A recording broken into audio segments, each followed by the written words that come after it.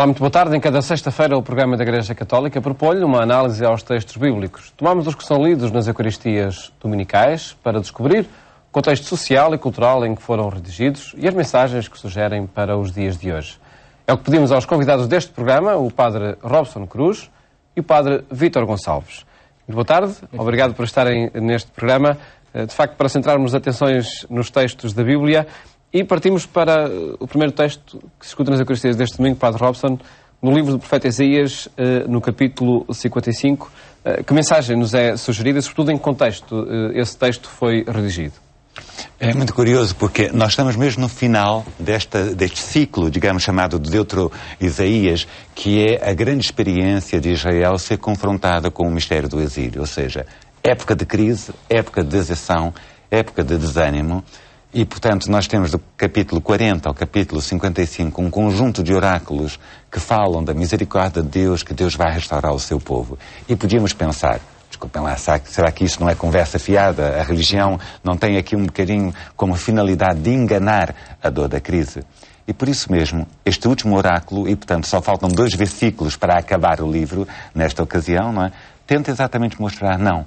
Tal como é, digamos, inabalável o ciclo da natureza e, portanto, que as estações sucedem e que onde há morte no inverno, depois triunfa a vida numa nova primavera, assim também a palavra de Deus, quando é pronunciada, tem esta eficácia garantida. Ela só pode provocar o seu efeito, não é? Ela chama todos os homens à salvação.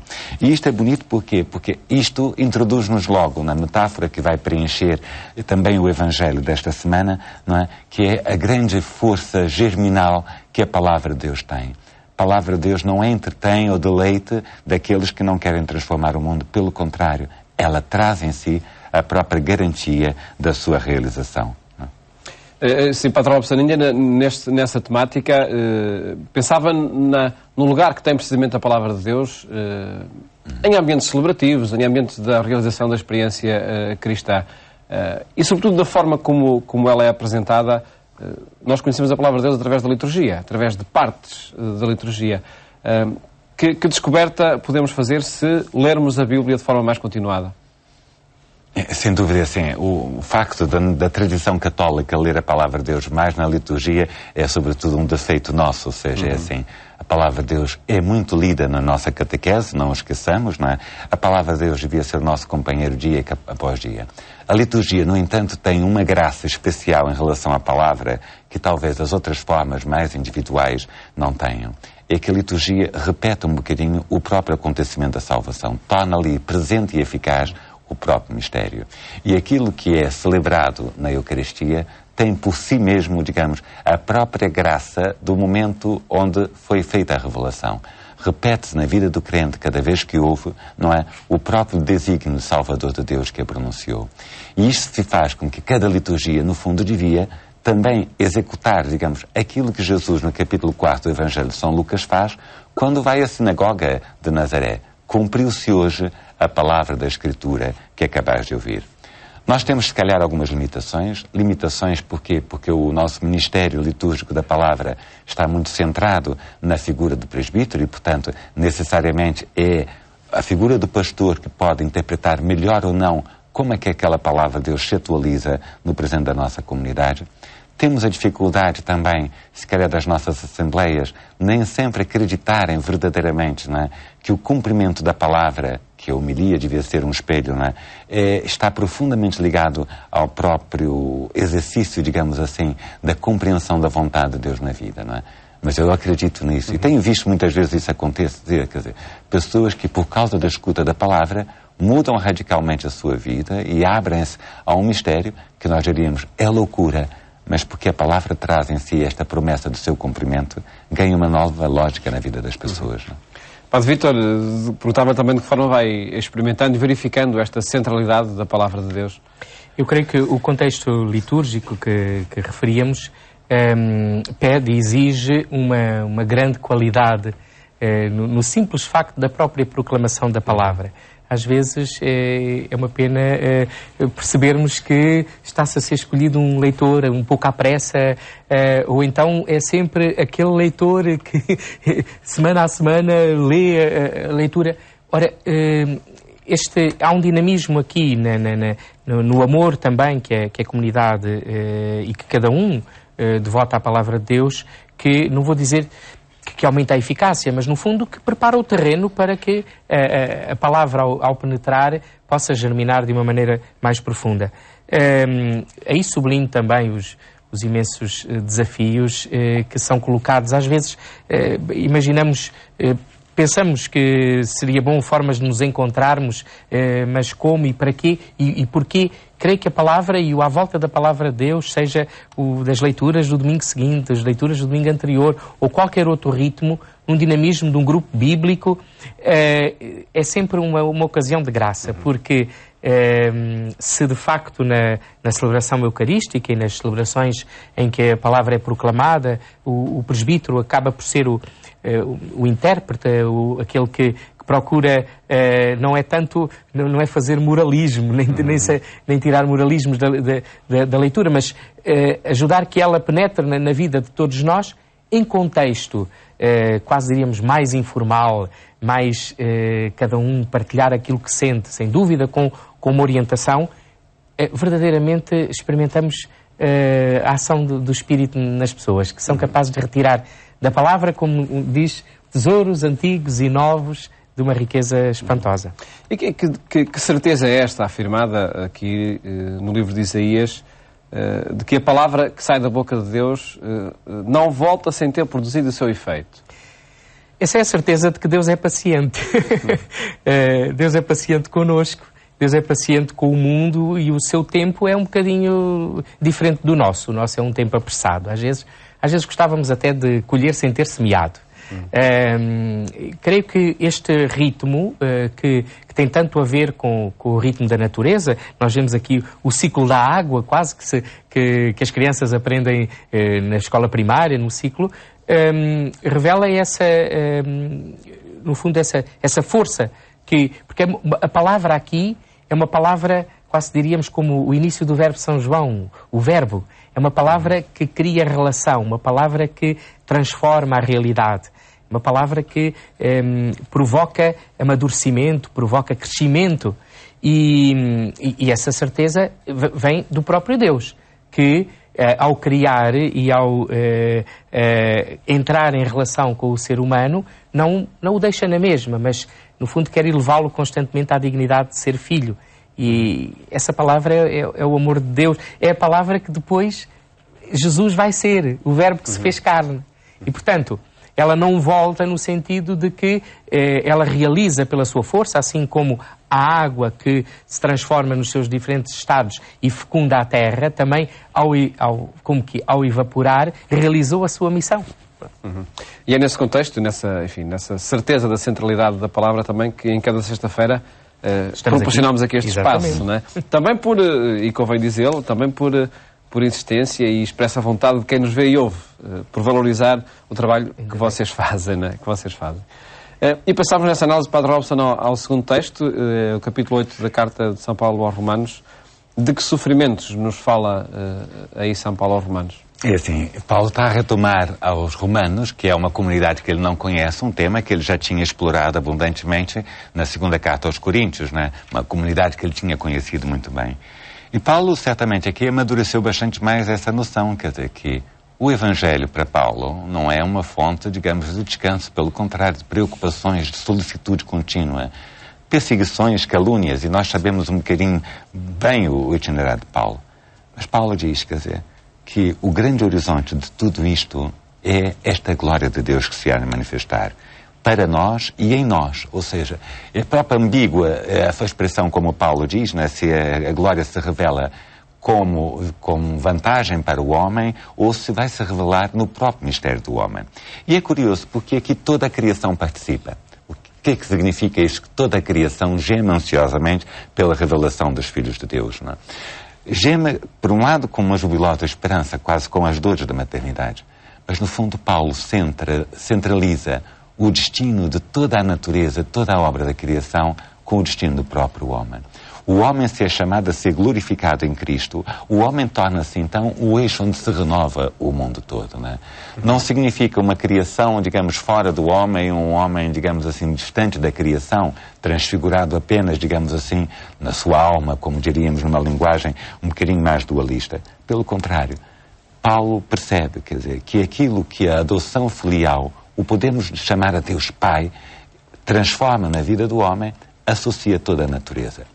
É um bocadinho o pensamento que depois alguns pensadores cristãos, sobretudo do século XX, né, aprofundaram com esta ideia de que toda a evolução converge para Cristo. Né? Converge porquê?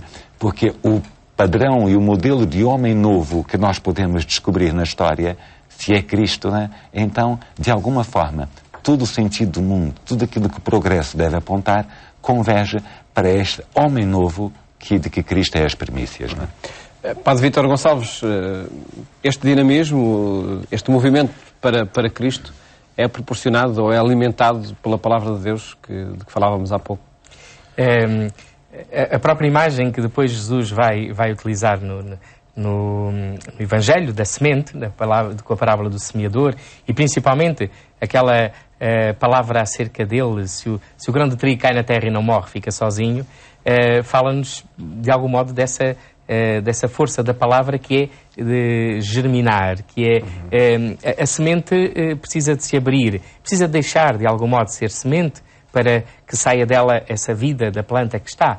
E de algum modo todo este Evangelho fala-nos dessa transformação, desse processo de nos identificarmos com Cristo. O que aqui São Paulo aos Romanos chama de libertar da corrupção que escraviza. Exatamente, daquilo que nos deixa ficar na mesma, daquilo que nos limita, daquilo que nos prende. E utilizar esta imagem das dores da maternidade, que é uma imagem muito bela, que nos fala de facto desse processo do crescimento. Não há crescimento também em nós, nas nossas comunidades, no mundo, nos países. Pessoa também, na pessoa, sem essa componente também de um sofrimento que é precisamente esse romper a casca, esse abrir-se ao novo, esse, ao mesmo tempo, consciência de uma fragilidade, mas que é condição de uma nova vida e de uma nova existência. E, portanto, este texto sublinha fundamentalmente a serenidade e a esperança. Quer dizer, quando ficamos presos no sofrimento simplesmente que estamos a experimentar e perdemos o horizonte para o qual isso tende, esta perspectiva, de facto, de convergir, tudo converge para Cristo, toda a realidade humana nesse seu processo de construção, de aprendizagem, de erro, de tentativa e erro, converge para o próprio Cristo. Então, aí a palavra é motor, a palavra é força, a palavra é impulsionadora desse dinamismo em que somos chamados a viver. E por certo que o texto do Evangelho nos vai explicar, e de forma muito visual, de forma muito plástica, de que forma que a palavra de Deus, no caso, pode ser este motor. Padre Robson,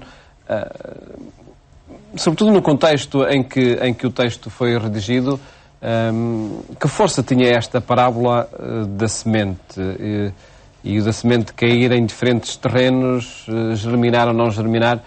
Que força tinha isto há 2000 anos? É a força que deve ter é da hoje. Mesma de hoje. É assim, mas há uma coisa engraçada, é porque assim, a palavra parte de uma imagem do mundo natural para se tornar palavra e exatamente depois, porque ser palavra pode transformar o próprio dinamismo no mundo natural. E é curioso, porque como aqui esta relação com a experiência concreta, dia a dia, e aquilo que é o horizonte da palavra se encontram, não é? A parábola, como nós vemos aqui, utiliza algo que é muito comum, digamos assim, para o espectador de há 2000 anos atrás, conhecer o ritmo das sementeiras. Talvez hoje, para quem vive numa cidade, não é tão visível. Apesar de tudo, mesmo vivendo numa cidade, nós vamos tendo alguma percepção nos nossos jardins de que estação estamos, se estamos na primavera, se estamos no inverno, se estamos no verão. Não é? E isto, por acaso, mesmo perdendo, digamos, a imediatez da imagem do que é lançar uma semente à terra, a percepção do tempo dá. Mas há uma coisa muito curiosa, é porque esta parábola, no fundo, ela é reinterpretada no próprio texto que vamos ler. A parábola de Jesus fala fundamentalmente de quê? Da eficácia germinal da semente. E, portanto, Jesus é comparado ao próprio semeador que lança uma semente. Nós podíamos pensar, a eficácia germinal depende do terreno. Não, não. Em qualquer terreno, a palavra tem a capacidade de germinar. Seja na terra boa, seja no meio de espinhos, seja no meio das pedras. E isto, em primeiro lugar, é uma afirmação muito otimista da forma como a palavra se apresenta no mundo. Exteriormente frágil, exteriormente débil, porventura até aqueles que transmitem a palavra nem sempre sendo os melhores exemplos da sua credibilidade. Mas a palavra é como a semente, tem força germinal em si. E depois, se ela não continua, digamos, esse ciclo vital, é pelos próprios impedimentos que os homens põem. E por isso mesmo, o primeiro anúncio da parábola, que é o facto de haver força germinal na semente, ou seja, o reino de Deus é uma promessa viva e eficaz, pode encontrar depois a resistência no coração do homem. E por isso, no final do texto, né, há a aplicação da parábola, que agora já não se preocupa tanto com a semente, mas preocupa-se agora com as qualidades do terreno. Ou seja, é assumido que a semente é eficaz. Se ela não produz, não é má semente, mas é sim o terreno que não foi devidamente preparado. E isto é curioso porque, ligando a parábola inicial de Jesus e a sua explicação, fala-se aqui da dificuldade de compreender a própria pregação em parábolas. É porque se a parábola, por um lado, parte da experiência imediata do homem, daquilo que a gente vive e, portanto, comparações muito próximas da nossa experiência, a parábola tem uma dimensão de obrigatoriedade de conversão, de transformar a minha vida, de pôr em causa aquilo que eu sei, que por isso mesmo pode confundir. Aparentemente é uma parábola muito fácil de compreender, mas a exigência de transformação que ela significa, essa já não é tão imediata para o homem. Por isso mesmo, ela se apresenta como uma palavra cheia de força, mas que reclama também a colaboração do homem para se tornar uma realidade definitiva.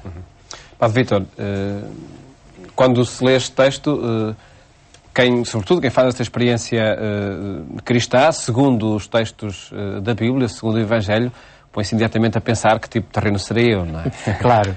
E este texto tem uma particularidade, pelo menos quando o lemos na versão longa, é que Jesus faz a homilia dele. Aquilo que atualiza aquilo que é o responde sempre. Responde àquela pergunta dos discípulos, porque lhe falas em parábolas. Exato. Bom, essa é uma questão que aparece assim a meio e onde percebemos esta pedagogia da parábola. Porque a parábola acaba por ser um elemento profundamente pedagógico em que Jesus desafia a pensar por si, cada um a ser interpelado e, no fundo, se calhar fazer essa pergunta: que tipo de terreno serei eu? Mais do que se calhar isso, é perceber que em nós podem coexistir estes tipos de terreno todos. Até porque creio que o modo de semear, mesmo no tempo de Jesus, era lançar primeiro a semente e depois é que passava com o arado. E, portanto, essa é a razão de a própria terra não estava preparada. E isso é um desafio constante à Igreja. Às vezes, se calhar, queremos preparar demais em vez de ter a coragem de anunciar. Anunciar, como dizia São Paulo, a propósito e a despropósito. Isso não significa não cuidar do terreno, mas creio que, às vezes, se calhar, com tantos métodos, com tantas análises, com tantas que têm o seu lugar, que têm a sua validade, aquilo que é a força, de facto, transformadora, germinal, como dizia o Padre Robson, da palavra, pode ser mais um elemento no meio de todas as outras estratégias. Ora bem, estes terrenos, estas qualidades, o coração duro, a inconstância, o inquieto e o terreno bom, talvez até coexistam em nós, em diferentes momentos, em diferentes situações da vida. Agora, esse esforço de conversão pessoal e comunitária, porque não é para o ouvinte isolado, mas com esta consciência de que a minha transformação interpela também a transformação do outro e a transformação da realidade em que estou envolvido. Penso que é essa a força espantosa desta parábola e da palavra, esta que abre uma série de 7 parábolas que vamos escutar agora nos próximos domingos, mostrando que até mesmo a quantidade da semente nem é igual no terreno bom, produz-se de maneiras diferentes. Fundamental mesmo é acreditar na força que a palavra tem e no trabalho em que nós podemos colaborar com essa palavra. Que podemos ser. Na garantia de que sempre dá fruto. Ora 100, ora 60, ora 30 por 1. É essa a certeza que o texto aqui expressa. Exato, porque, vamos lá ver, E a tal por o problema das medidas. Não é? Porque assim, nós podíamos pensar, então não é injusto que uns produzam 100 e outros produzam só 30. Não há lógica, não é a lógica da produção, ou seja, da eficácia, daquilo que qualquer empresário queria otimizar a sua produção, não. A lógica é da resposta e da fidelidade às próprias circunstâncias onde a palavra de Deus toca na minha vida. A diferenciação na Bíblia não é uma forma de exclusão daqueles que estão mais fracos em favor dos mais fortes. Pelo contrário, é a capacidade de perceber as diferentes formas como os dons de Deus atuam na vida de uma pessoa em favor dos outros, faz com que, no fundo, aquele que produz 100 tenha, se calhar, muito maior capacidade de partilha do que aquele que tem 30, mas que a finalidade não é um dom em si próprio, para si próprio, mas exatamente alimentar uma multidão. Não é? Neste contexto ainda, creio que, pelo menos, estamos a trabalhar um pouco a preparação do novo sino dos bispos sobre a nova evangelização e, de facto, esta parábola vem num contexto muito claro de como fazemos continuamente a proposta da palavra de Deus ao mundo. Claro, como procuramos viver e como a anunciamos. Há um desafio, até com essa proposta do sino sobre a nova evangelização, de conhecer o terreno.